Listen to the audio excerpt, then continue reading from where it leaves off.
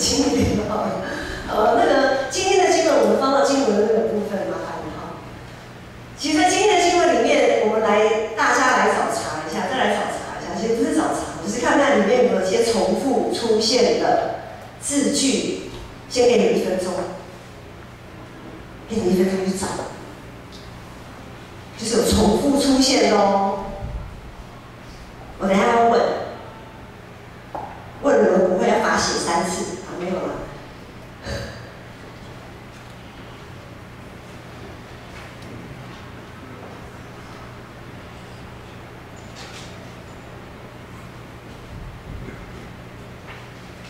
好，有没有发现有重复一样重复出现的？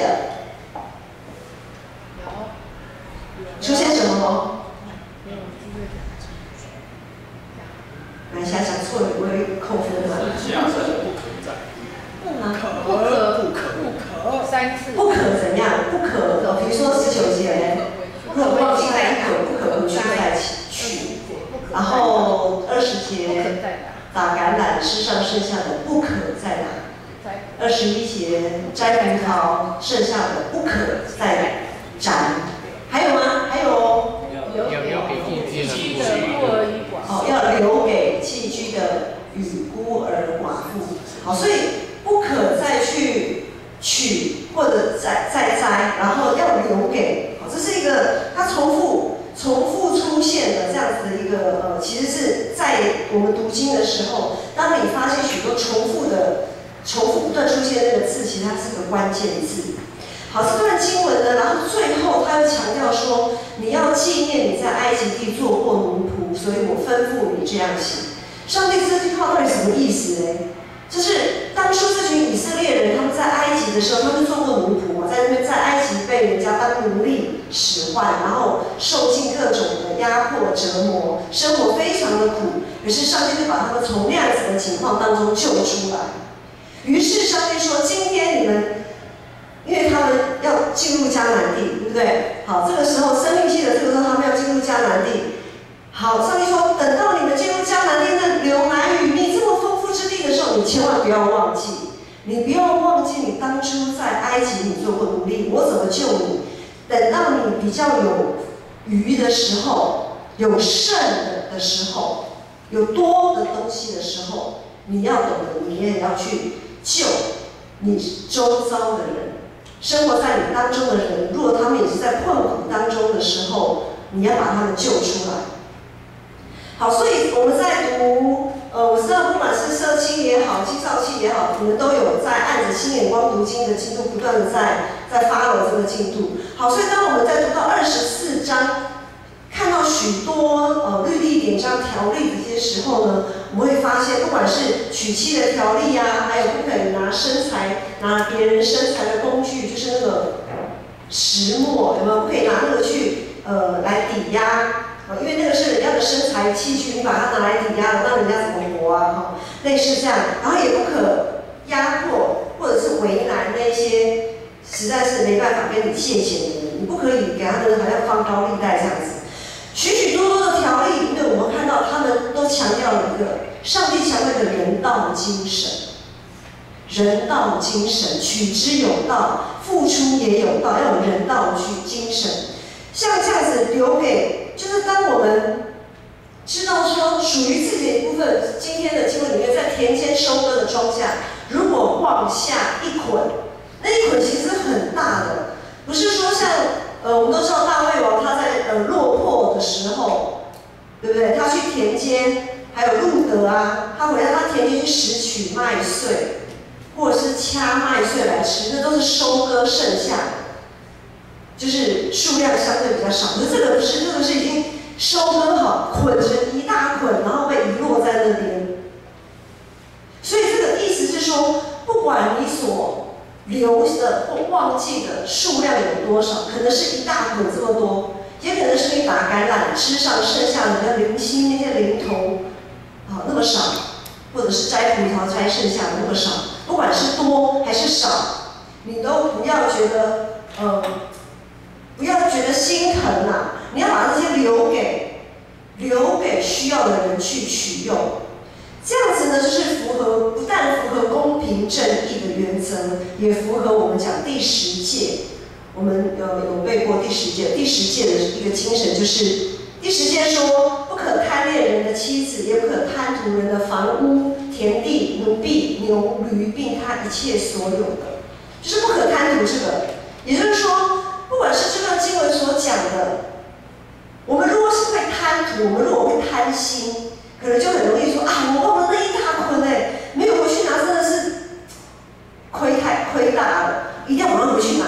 或者是我们在摘葡萄的时候，那些也要摘啊，我们就贪心，贪那些想把它都摘光，或是打橄榄，通通都打光。好，如果我们贪心，那些真正需要的人，他们就没有办法取得他们所需要的那个部分。所以这段经文跟第10诫都在劝勉我们不要太过于贪恋世上的财物。就像当初以色列人他们在旷野捡玛纳，我们在想，玛纳如果捡太多会怎么样？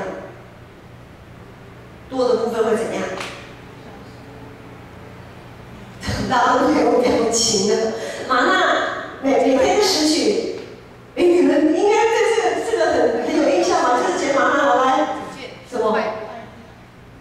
会坏掉嘛，会烂掉嘛。就是每个人只能取自己当天所需要的量，除非你要碰到隔天安息日，因为隔天安息日它是什么都不能做的。好，只有在比如说明天是安息日，我今天才可以取2天的分量这样子，不然平日呢就是1天取1天的量。好，我们就这样想，如果玛纳就是这么多，比如说我们现在假如要放眼望去，我们家假如这边有40个人好了，好，天上掉下来40个大饼。好，一个人拿一个大饼。好，如果有人贪心，我拿2个大饼，那一定有一个人怎样？一定有一个人没拿到嘛。好，就是有点类似这个概念，就是当我们如果贪心的时候，我们就不符合圣经的公平正义的这个原则，因为有人拿不到的时候，他就会哀求啊，他会哀哭啊，向谁哀哭？跟上帝哀嚎啊，上帝啊，为什么我没有？大家都有，为什么我没有啊？我好可怜，怎样怎样。啊，这个弟兄这么可怜的向上帝哀哭的这样子一个情况，他所缺乏的这个罪就落在你多拿的那个人身上。像24章的第14节、15节，如果你们有对这段经文，你在这一个礼拜读经的过程当中，对这段经文还有印象的话，我来读一次。24章的14节、15节，他这么说：他说，困苦穷乏的雇工，无论是你的弟兄或是在你城里寄居的，你不可欺负他，要当日给他工价，不可等到日落，因为他很穷苦，他把他的心思都放在工价上。啊，你都不给他，一直觉得说啊，不用那么早给，不用那么早给，不用那么快给。如果他因为担心过度而哀求上帝的时候，那这个罪就归你了。好，在14节、15节里面有这样讲，恐怕他求告耶和华上帝的时候，这个罪就归在你的头上了。所以按照整个脉络这样来看，旧约的律例典章其实都是属于一种基础性的规范，就是我不亏待人，人也不亏待我，大家和平共处。就好像现在我们现在这个时代，我们都有法律嘛，刑法、民法，各种公司法、各种法，我们都是为了保障公民的基本权利。就好像我们开车出去啊，我们那些交通规则是保障一些基本的安全，好，那是个底线。但是我们是基督徒的话，我们不能以只守这个底线就满足了。如果我们只是为了要守这个底线满足的话，那我们当基督徒其实好像也没什么多大的不一样。好，这样子的标准，如果我们要活出一个基督徒的样式，用生命影响生命，我们只是维持基本底线的标准是不够的。不能只是说我不犯人，人不犯我，或者是我们不只是要己所不欲，勿施于人，还要更积极的怎么讲？来，己所不欲，勿施于人，就是比较消极面嘛。那积极面要怎么说？己之所欲施之，己之所欲施之于人，这更积极的，对不对？好，那今天这段经文里面说，若妄下一捆，不可回去再取。这个也是比较消极的面向，消极的要求。更积极的是怎么样呢？我们不只是忘记不要回去再取，而是要刻意的。我们可以更刻意的留下一捆，或者是当我们在打橄榄或者是摘葡萄的时候，我们刻意的多留一些给那些需要的人，就积极的活出我们基督徒该有的样式，因为我们这个是根据耶稣的典范，耶稣他也是更积极的，他道成肉身这件事情，就是更积极的爱世人。上帝爱世人，甚至于牺牲他的独生爱子，让他来到世间，并且为我们这一群罪人上十字架，这是一个积极的牺牲的爱，不是好像那种这种就是狗不揪，台语狗不揪，华语怎么翻？我忽然翻不过来，就是不是那种被迫的牺牲，是积极的牺牲，这个积极的精神，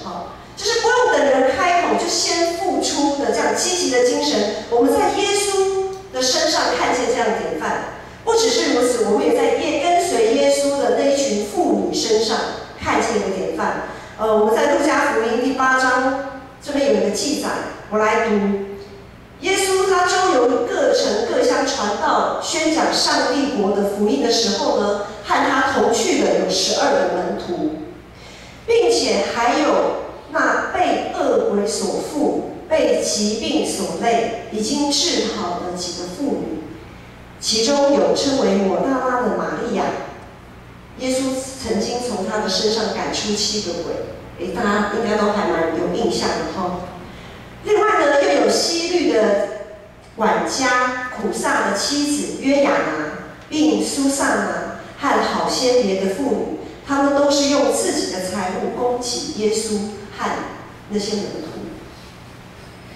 从这段经文里面，我们会看到，当耶稣四处去，当他道成肉身，开始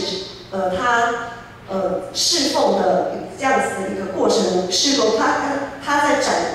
展开他的事工的时候，不管是传道、医病、赶鬼还有去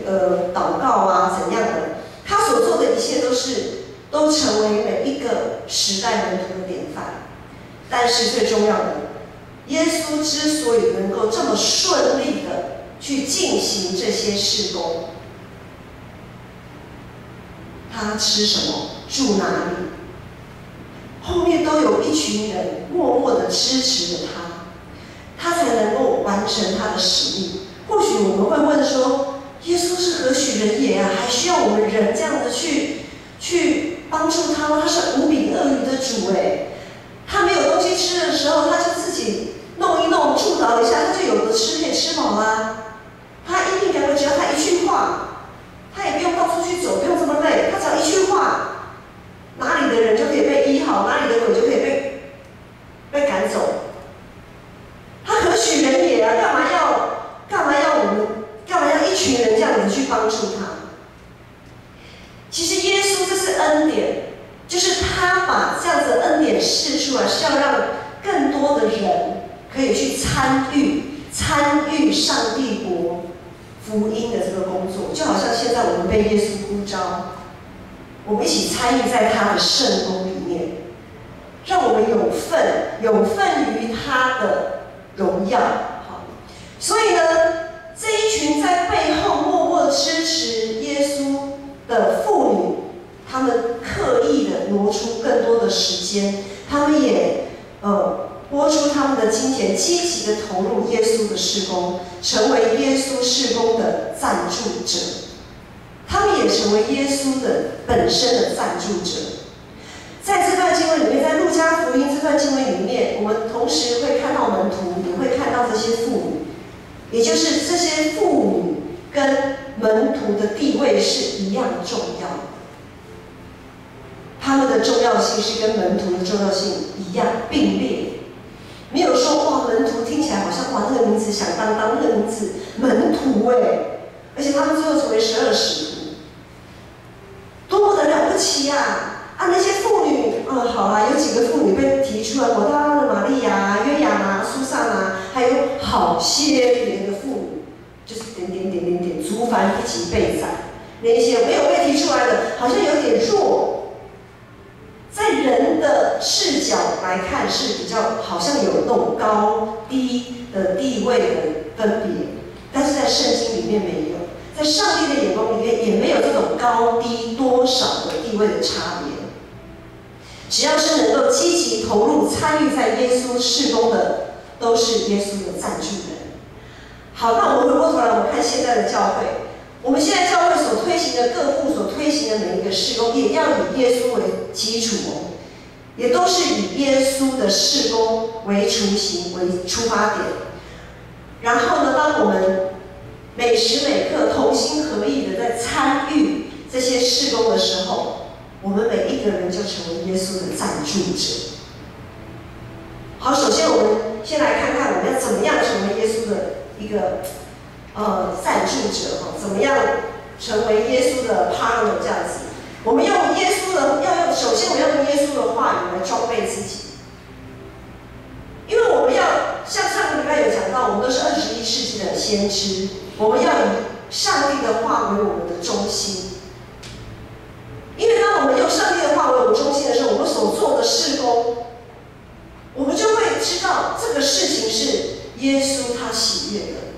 是耶稣他乐意我们去做的，我们就会做的怎么样？我们就不会做的很心虚，好像要人帮忙是在求别人，还要看人的脸色一样。不会，我们就是邀请你，要不要一起来成为耶稣的赞助者？你要不要一起来协助耶稣的事工？我们会邀请的很理所当然，我们也不会低声下气的邀请人。那参与的人呢？因为知道这件事情也是耶稣的呼召，耶稣乐意他来参与，参与的人也会很乐意的参与。当然，除非如果因为每个人的呼召、每个人的恩赐才干不一样，每个人的时间分配，在圣灵的感动底下也不一样，所以当然我们可能会有一些伸缩弹性的地方。但是当我们很确认这是耶稣要我们做的事情的时候，我们就会刚强壮胆的去做，即便可能在一个时间里面，哇，怎么都没有人帮忙了，邀请这个邀请那个，他们都有他们另外的安排，然后我就一个人孤军奋斗，可能会觉得很孤单。但是如果你确定是上帝要你做的，圣灵与你同在，耶稣与你同在，他是我们最好的朋友。即便如此，我们也会刚强壮胆的去做。好，所以在这样子不断的操练的过程当中，我们会不断的经历神，在上帝的话语，上帝的话语成为我们服侍做任何事的基础，然后我们就会不断的经历神。不管在服侍，不是只有在教会里面才有叫做服侍，在我们的工作上，在我们的学校里面。比如工作上有人可能会有一些困难，你去帮助他，或者是做出非常美味的料理，可以安慰人的心。然后呢，读书呢，有人问你问题，你也很乐意的去为他解答，不会说下节，比如下节要考试啊，有同学问你们问题啊，不会说什么我自己读都来不及了，我还要跟你解答，你去找别人这样子。如果你可以知道这是耶稣乐意的，你愿意把你多余的分给这个同学，也乐意帮他解答这个问题，你就不会去担心啊，那我少读那个1-2分钟我就读不到，不会。就是我们很确定的知道我们所做的每一件事情，我们都要成为耶稣的赞助者，就是耶稣所喜悦我们做的，成就上帝国的事工。所以像这样子的见证，这样子在生活当中许许多多小小的恩典、小小的挑战、小小的进步，都值得我们欢呼啊！都值得我们欢呼。我们每一天其实都成为耶稣的赞助者，因为耶稣也说，当我们愿意坐在最小弟兄身上，就是怎样？就是坐在他的身上，都是坐在他的身上。好，所以我们下个礼拜有见证福音主日。牧师也说过，就是我希望我们每一年都能够办一次，因为我相信这样子的见证一定会一直不断的有这样子的见证。那我们就要，因为时间有限，我们也不可能每一个人都上来说见证，所以我们必须有一些名额限制。这样子的见证就是让上帝在你身上所做的那些荣耀可以彰显出来，可以造就鼓励更多的弟兄姐妹。因为我们人点灯不是放在斗底下，是放在灯台上。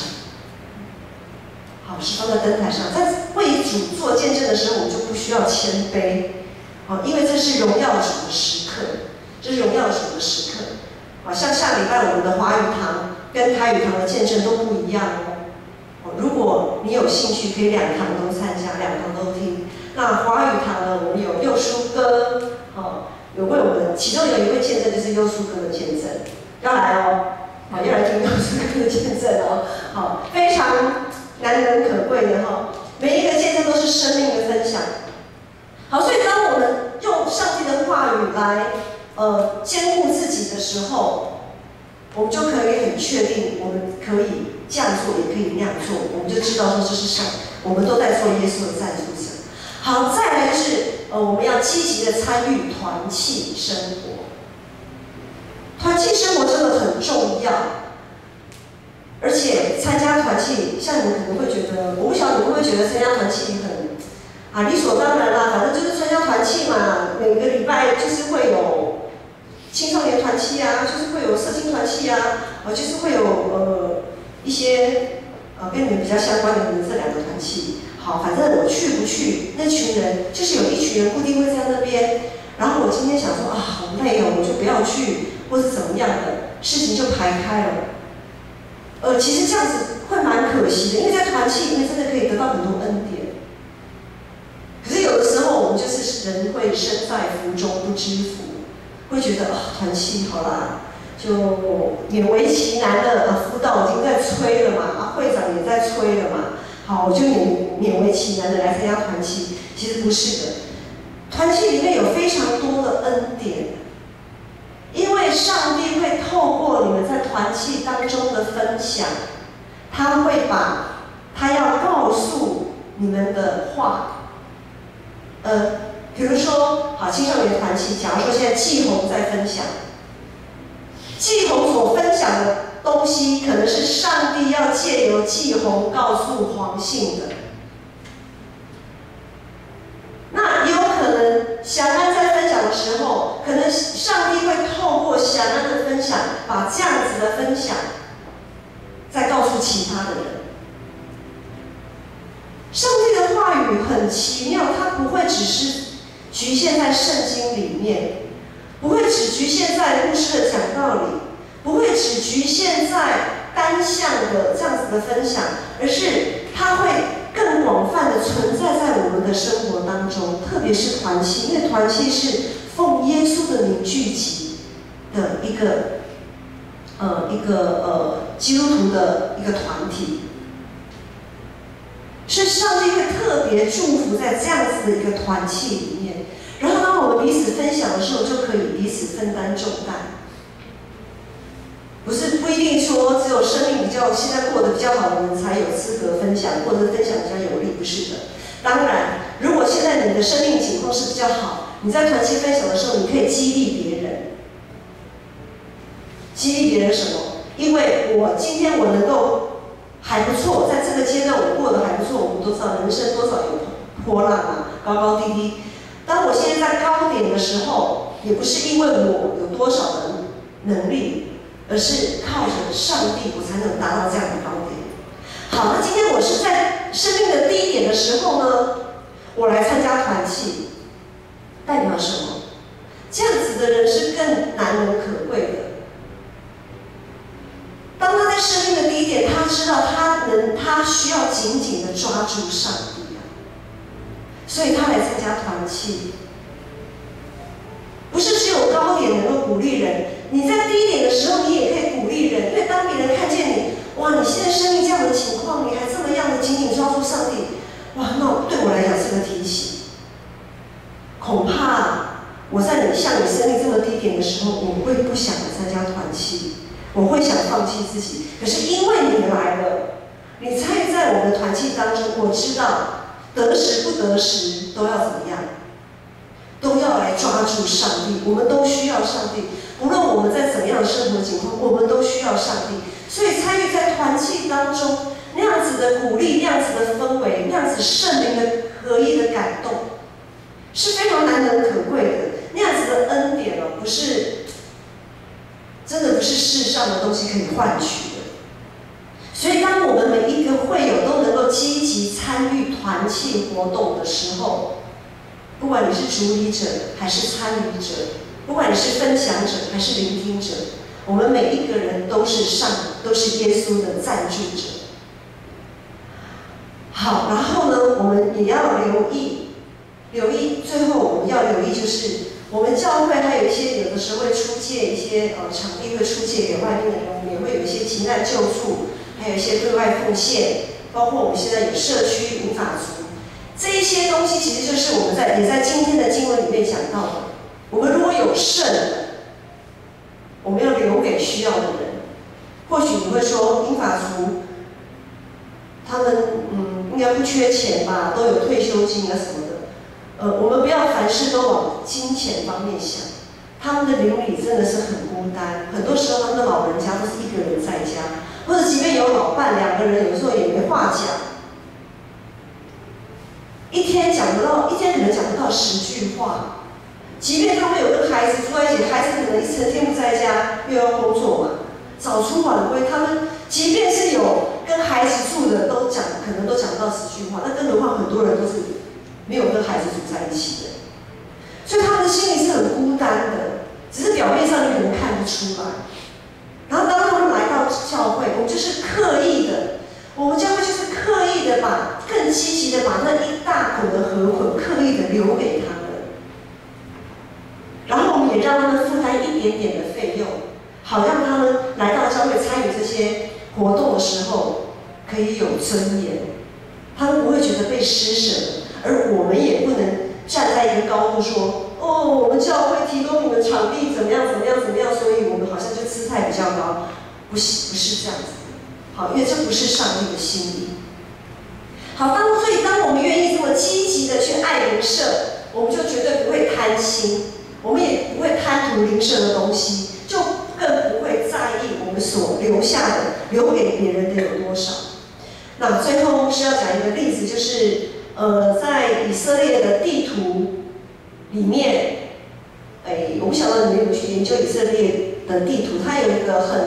很出名的，就是约旦河，我们在读圣经都知道哈，约旦河，然后约旦河它的源头是从黑门山的山顶的雪水，好，然后呢就从黑门山谷一路上游，一路往下流。约旦的河这样流，经过加利利湖、加利利海，因为它是内陆湖嘛，很大的一个内陆湖，它流经了加利利海，然后呢再继续往下流到最后流到了死海。那死海跟加利利海最大的差别是什么？我先讲死海好了。死海呢，它是个只进不出的，它也是个内陆湖。它只有约旦河一直往它这边灌进去，可是到了死海，它没有出口。然后它就很多的盐分堆积在那里，因为盐分太高了，它就没有办法有鱼啊那些水中的一些生物，它没有办法在那边生长，所以它叫做死海。那加利利海呢，它有进有出，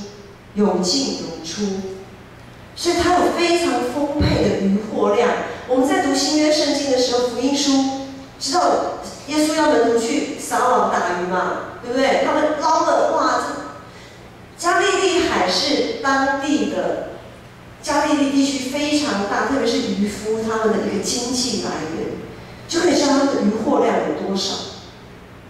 一个有进有出的内陆湖才能孕育生命，源源不绝。可是如果只有一个有进不出的死海，那就是只是等着枯干枯竭。像现在在死海，它的面积渐渐的缩小，因为现现在的美容科技业来讲，因为思海说，听说思海的那些泥呀，累积沉积在下面的泥，可以那个什么泥浆啊，什么对美容大有功效。好，所以呢，好几十年来呢，就不断的去一些在美容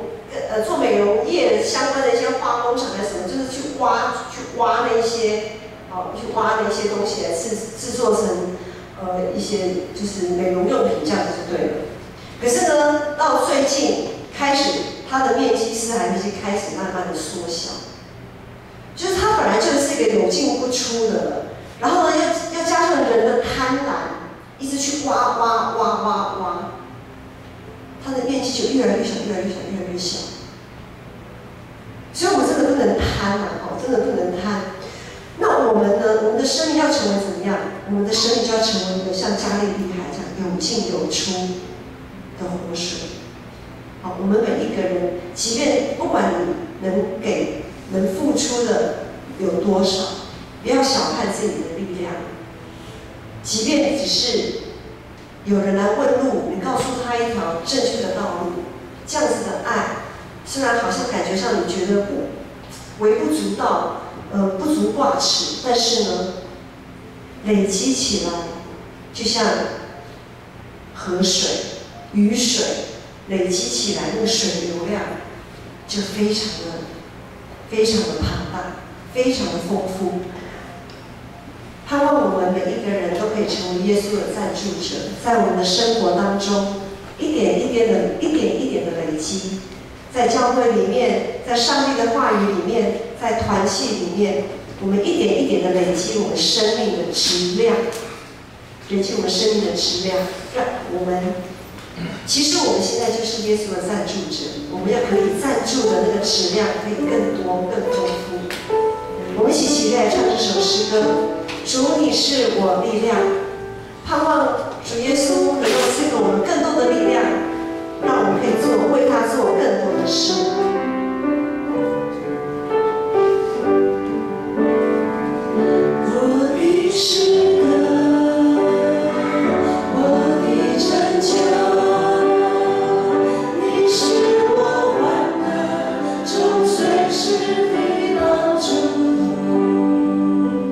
众山怎样为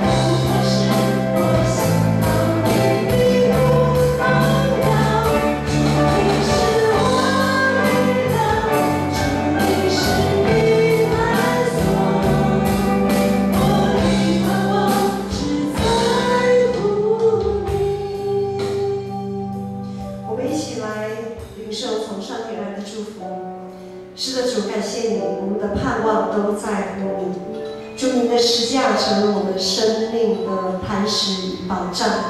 愿主耶稣基督的恩惠、天父上帝的慈爱、圣灵的扶持与感动，与你们众弟兄姐妹同在，让你们继续可以成为耶稣的赞助者，从今时直到永远。阿们。